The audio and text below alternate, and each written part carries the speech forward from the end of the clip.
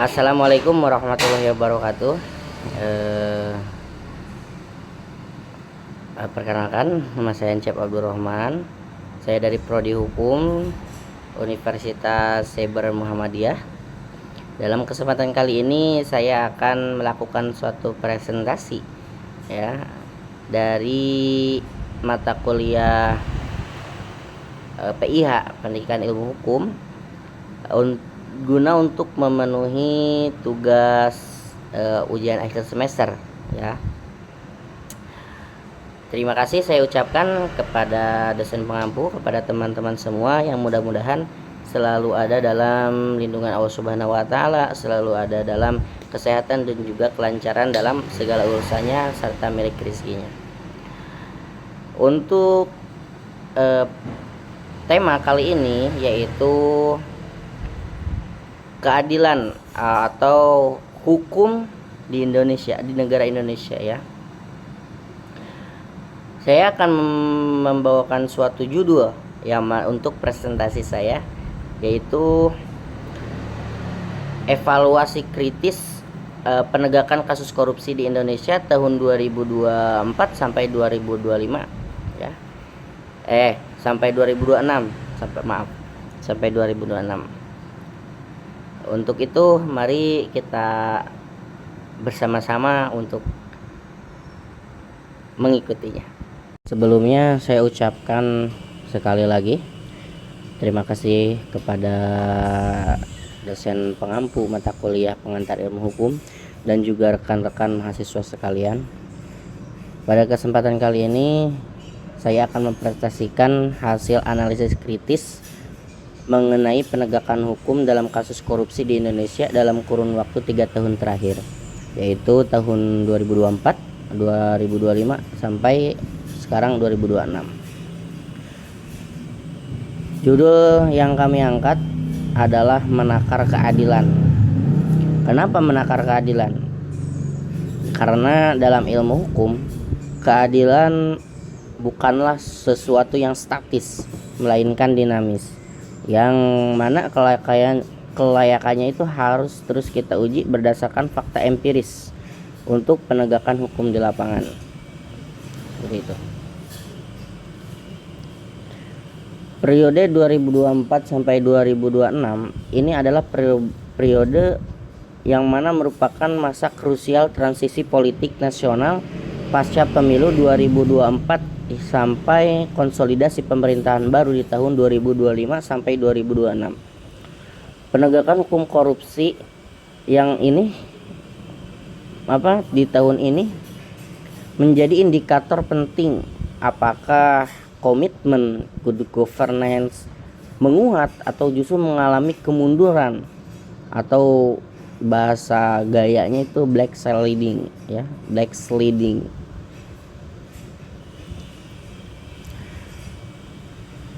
Nah, analisis yang akan kami bawakan ini difokuskan pada bagaimana sih asas-asas hukum umum, yang mana kepastian, keadilan, dan kemanfaatan diimplementasikan secara konkret oleh aparat penegak hukum terhadap kejahatan luar biasa ya, atau yang biasa kita sebut bernama korupsi ini.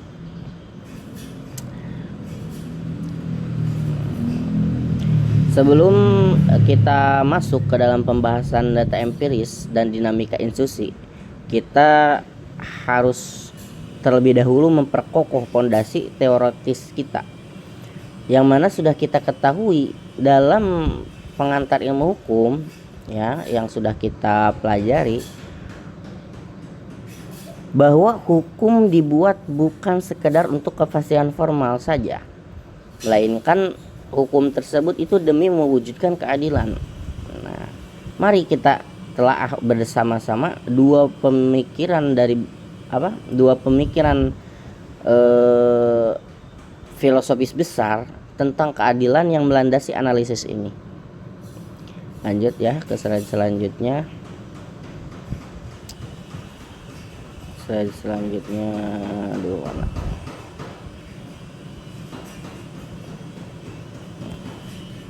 Perspektif teoritis ya. Ada mana di sini ada dua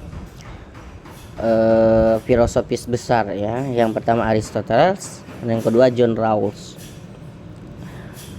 Menurut keadilan Aristoteles, keadilan ini bersifat distributif yang mana menuntut pembagian beban dan hak secara proporsional. Nah, korupsi adalah bentuk distorsi distribusi sumber daya negara. Keadilan yang dikemukakan oleh John Rawls ini, prinsip different principle, ketimpangan ekonomi hanya dapat dibenarkan jika menguntungkan pihak paling rentan korupsi merampas kita, kan? Pihak paling rentan, yang mana korupsi ini adalah merampas hak tersebut. Untuk yang pertama, mari kita tengok konsep klasik dari Aristoteles mengenai keadilan distributif. Aristoteles ini menyatakan bahwa keadilan distributif menuntut agar pembagian beban dan hak dalam masyarakat dilakukan secara proporsional sesuai dengan jasa dan juga kontribusi.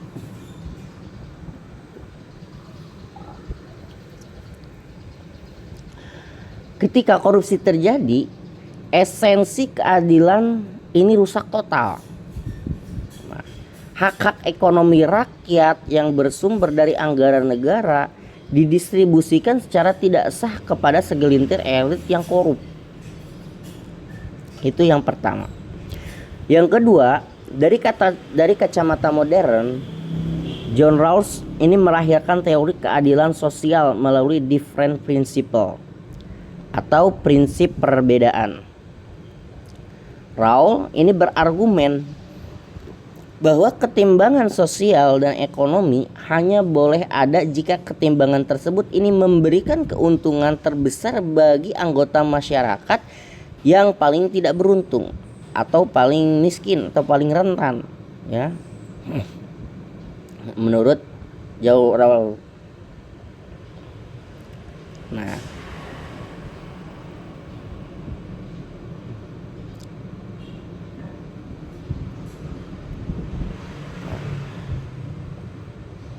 yang mana, ketika John Rawls ini mengatakan ketimpangan sosial dan ekonomi hanya boleh ada jika ketimpangan tersebut memberikan keuntungan. Nah, memberikan keuntungan terbesar ini bagi siapa? Itu bagi masyarakat yang paling tidak beruntung atau orang-orang miskin lah kita sebut. Korupsi lah yang justru melakukan hal yang sebaliknya, yang mana ia mengeksploitasi masyarakat yang paling miskin demi memperkaya mereka yang sudah berada di puncak kekuasaan. Seperti itu. Dari teori ini kita menyimpulkan bahwa secara filosofis hukum, korupsi adalah bentuk pengkhianatan terbesar terhadap nilai keadilan substantif. Seperti itu. Ya, memang korupsi ini kita tidak bisa menyebutnya adalah kejahatan kecil. Harus kita sebut memang kejahatan yang besar. Karena apa? Karena merugikannya itu bukan hanya kepada negara saja, tetapi kepada rakyatnya juga.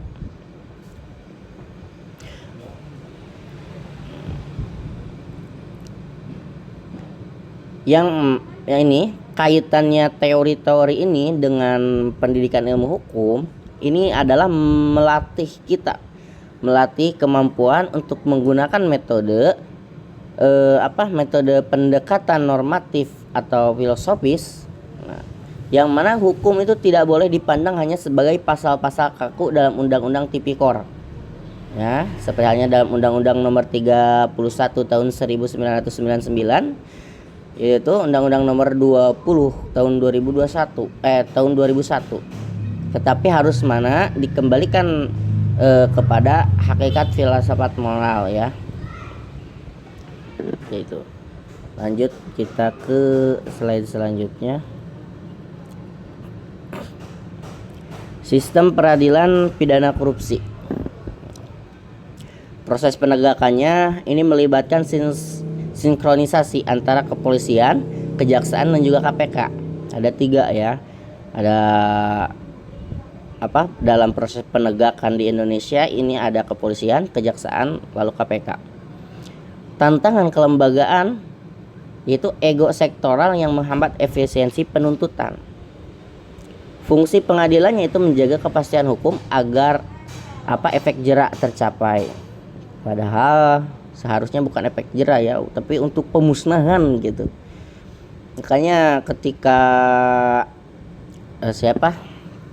mengatakan Mahfud MD ya mengatakan bahwa kejahatan korupsi yang terbaru-baru ini, korupsi BGN ini harus dihukum mati, itu benar.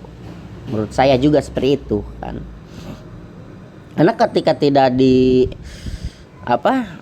tidak dibabat habis ini korupsi itu akan menyebar luas, akan memperbanyak. Dalam slide keempat ini kami sampaikan dari sistem peradilan pidana korupsi ya. Bagaimanakah hukum pidana kita merespon kerusakan filosofis akibat korupsi tersebut? Melalui sistem peradilan pidana korupsi, sistem ini itu bukanlah entitas tunggal ya. Jadi peradilan pidana korupsi sistemnya itu bukan hanya satu, melainkan sebuah rantai atau rantai yang mana rantai proses yang terintegrasi yang melibatkan sinkronisi 3 lembaga ya. Ada sinkronisasi dari 3 lembaga, yang pertama kepolisian, kedua kejaksaan, dan 3 Komisi Pemberantasan Korupsi atau KPK itu sendiri, hingga nanti bermuara di Pengadilan Tindak Pidana Korupsi atau kita sebut itu Tipikor. Namun tantangan terbesar kita saat ini adalah masalah kelembagaan. Masih sering terjadi apa yang kita sebut sebagai ego sektoral, di mana koordinasi penuntutan dan penyidikan antara penyidik antar dan lembaga kerap kali tumbang tindih ataupun bahkan berjalan sangat lambat. Padahal nanti tujuan akhir yang kita ketahui dari seluruh proses peradilan ini adalah menghasilkan putusan yang inkrah demi kepastian hukum, sekaligus ya memberikan efek jerak bagi pelaku. Sistem peradilan pidana ini harus berpegang pada asas due process of law ya, proses hukum yang adil dan benar. Namun kita ketahui bahwa sebenarnya yang penegakan keadilan di negara ini itu belum cukup untuk dikatakan adil, karena sudah sering kita ketahui tumpul ke atas tajam ke bawah seperti itu. Namun dalam penegakan hukumnya korupsi yang merupakan kriminal, seringkali kita tetapkan instrumen khusus seperti pembuktian terbalik yang terbatas atas harta kekayaan terdakwa, seperti itu kan yang diterapkan itu. Kita lanjut ke slide selanjutnya. Data penegakan hukum di tahun 2024 sampai 2026 ya. Ada 364 kasus korupsi ditangani dan 888 tersangka ditetapkan. Ini bukan angka yang sedikit ya. Bukan angka yang sedikit segini.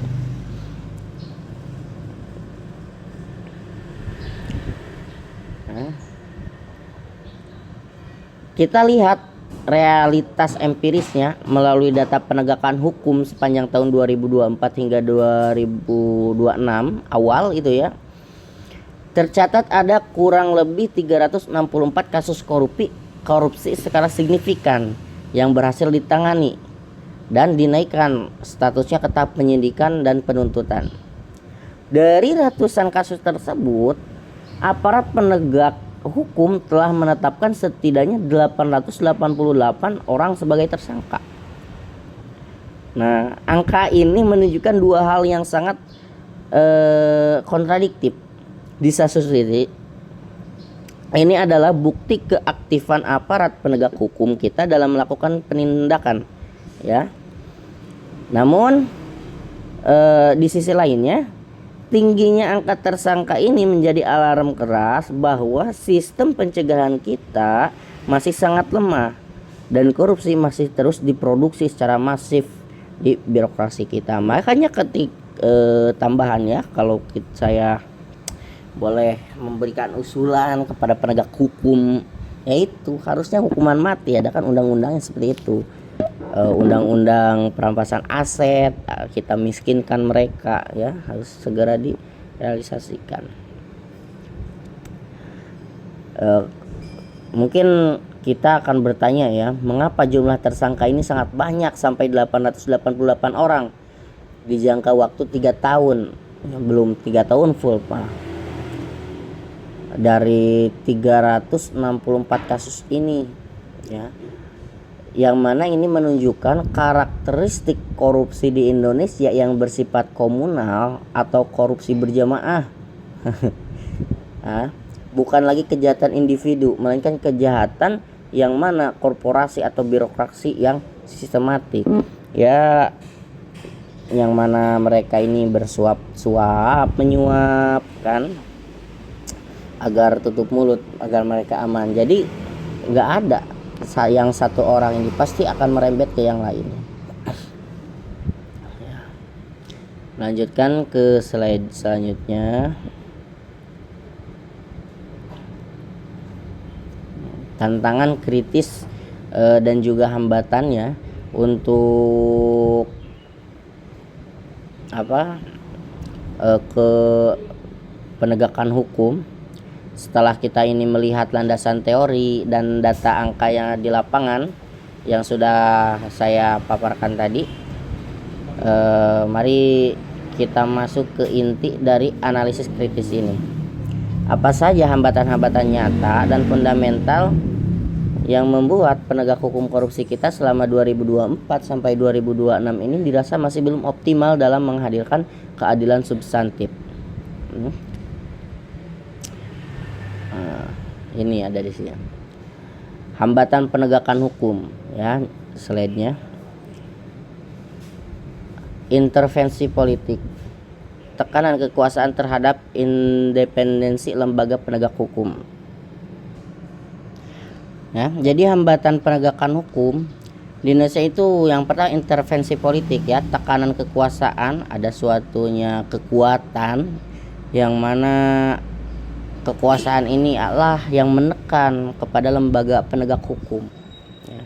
Terus yang kedua ada budaya permisif, ya, yang mana ini menormalisasikan korupsi dalam interaksi sosial dan juga birokrasi. Sebenarnya dalam korupsi itu bukan hanya orang-orang yang memegang jabatan saja, kalau saya lihat di lapangan, tetapi banyak sekali lah dalam hal-hal seperti halnya anak kosan yang meminta biaya tambahan kepada orang tuanya dengan alasan biaya A, B, C, itu kan termasuk korupsi. Sebenarnya ya seperti itulah.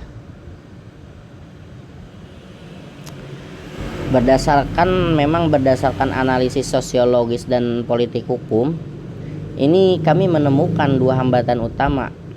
Ya, yang pertama intervensi politik. Sebagai lembaga penegak hukum, KPK, kejaksaan dan kepolisian idealnya harus bebas dari pengaruh kekuasaan manapun, ya, harus independen.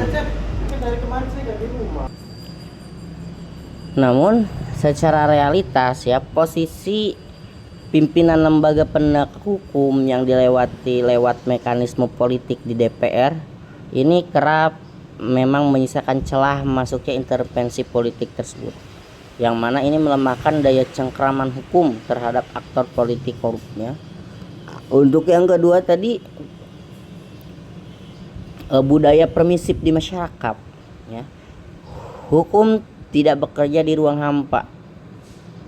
Hukum ini bekerja di tengah masyarakat. Sayangnya memang masih ada normalisasi terhadap praktik-praktik koruptif, ya, skala kecil atau petty corruption di birokrasi, seperti halnya uang pelicin atau nepotisme dalam skala lokal, yang mana pada akhirnya memang memupuk mentalitas korupsi skala besar, ya, yang dari hal kecil memang awalnya.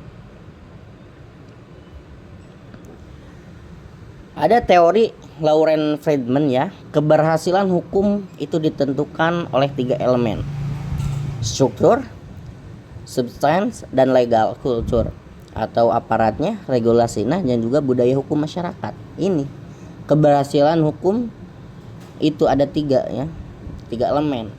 Ketika satunya pincang ya tidak berhasil. Hambatan pada slide ini membuktikan ya, ada 2-nya yang gagal dari sistem kita, yaitu itu legal culture atau budaya, dan juga struktur ya. Intervensi politik di Indonesia ini masih jadi masalah besar. Lanjut ke slide selanjutnya, ini efektivitas penanganan ya, KPK, kejaksaan, kepolisian. Bagaimanakah performa masing-masing dari lembaga dalam menangani korupsi pada periode ini ya, dari periode 2024 sampai 2026 ini ya. Memang berdasarkan kompilasi data penyelesaian perkara kepuasan publik, ini KPK masih memimpin tingkat efektivitas penanganan, yaitu di angka 85%, disusul oleh Kejaksaan Agung dengan 70% dan kepolisian dengan angka 60%. Memang ya, kejaksaan dalam beberapa tahun terakhir ini menunjukkan lompatan performa yang signifikan, terutama dalam membongkar kasus korupsi kakap sektor ya.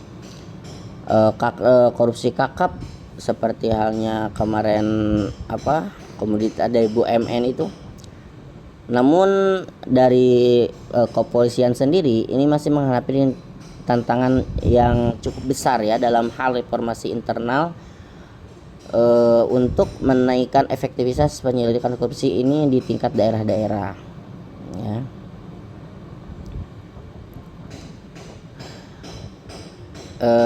Dari KPK Pos ya tahun 2019 ini, pasca revisi undang-undang KPK pada tahun 2019, independensi KPK ini terus diuji ya. Kita banyak di berita berseliweran, kendati efektivitas penanganannya kasusnya ini masih dinilai tinggi 85%, karena sistem penanganannya itu perkara korupsi yang sudah tersistematis ya.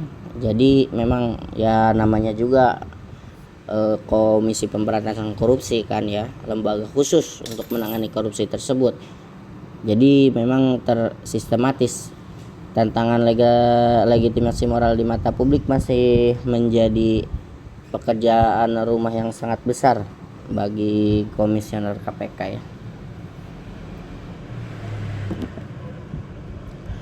Slide selanjutnya ini menampilkan peran institusi penegakan hukum, peran institusi penegak hukum ya. Tadi KPK, kejaksaan, kepolisian, ini fungsinya apa? Fungsi KPK ini untuk penyidik atau penuntat khusus ya, penuntutan khusus. Terus kejaksaan penuntutan umum, dan kepolisian ini penyidik awal ya. Jika kita melihat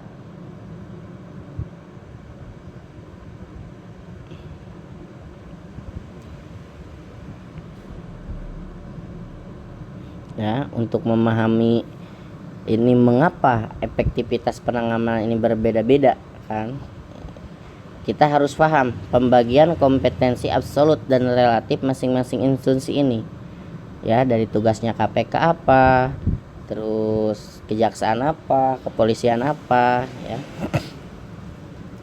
KPK ini memiliki fungsi khusus ya dalam penindakan untuk kasus korupsi dengan nilai kerugian negara ini yang sangat besar, atau yang melibatkan aparat penegak hukum dan penyelenggara negara. Nah, tugasnya kejaksaan ini memegang asas dominus litis, yakni pengendali utama perkara yang bertanggung jawab penuh atas penuntutan umum di pengadilan.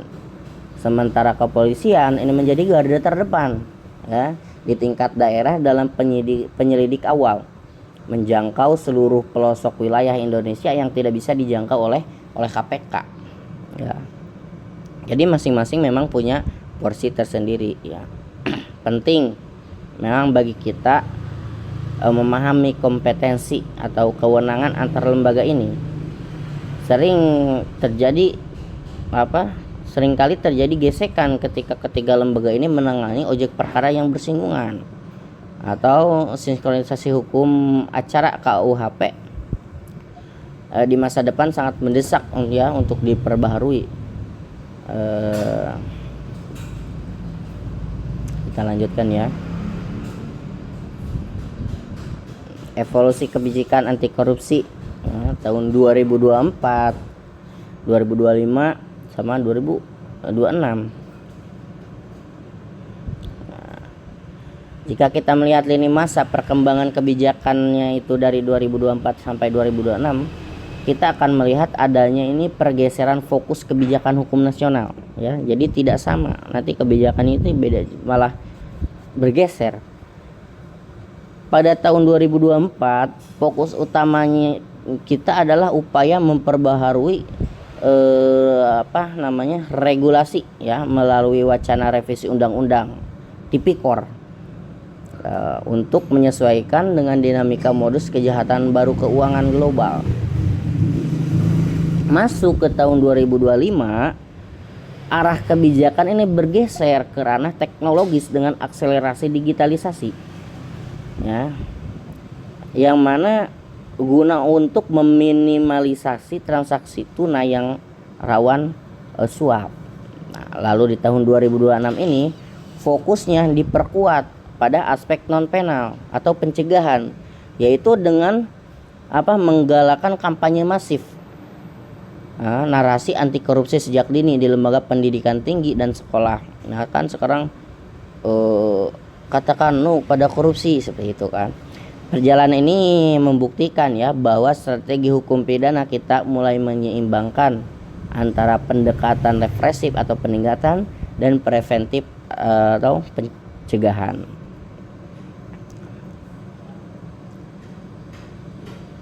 Dalam hukum pidana sendiri ini kebijakan penanggulangan kejahatan atau criminal police dibagi menjadi dua jalur. Ya, pertama jalur penal menggunakan hukum pidana dan jalur non penal, pencegahan sosial, edukasi, perbaikan birokrasi ya. Yang mana kedua jalur ini itu penting untuk dikonfirmasi ya. Selanjutnya refleksi keadilan ya. Hukum tanpa keadilan hanya prosedur kosong. Pemberantasan korupsi membutuhkan keberanian moral, bukan sekadar administrasi kasus saja. Sebagai penutup analisis kritis kali ini, mari kita refleksikan bersama-sama sebuah kutipan filosofis, yaitu yang barusan saya bacakan. Hukum tanpa keadilan hanya prosedur kosong, dan pemberantasan korupsi ini membutuhkan keberanian, bukan sekadar administrasi kasus ya rekan-rekan sekalian. Jika hukum pidana korupsi hanya dijadikan demi memenuhi target jumlah berkas perkara atau statistik penahanan tanpa menyentuh akar keadilan distributif bagi rakyat, maka hukum telah gagal ya menjalankan tugas sosialnya. Kita sebagai calon yuris masa depan bertanggung jawab untuk memastikan bahwa hukum di Indonesia ini ditegakkan dengan hati nurani dan integritas moral yang kokoh.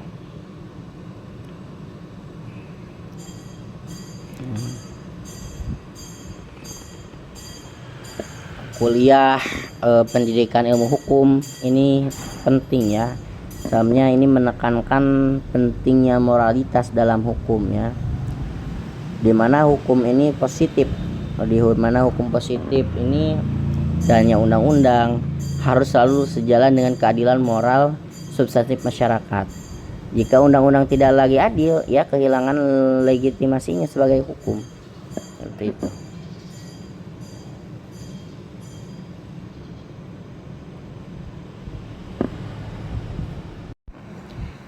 Demikian presentasi dari saya yang mengenai evaluasi kritis penegakan kasus korupsi tahun 2024 sampai 2026 dalam rangka memenuhi tugas mata kuliah pengantar ilmu hukum. Terima kasih atas perhatian dosen pengampu dan rekan-rekan semua. Mohon maaf bila ada kekurangannya, jika ada salah dalam ucapan perkataan saya akhiri. Wassalamualaikum warahmatullahi wabarakatuh.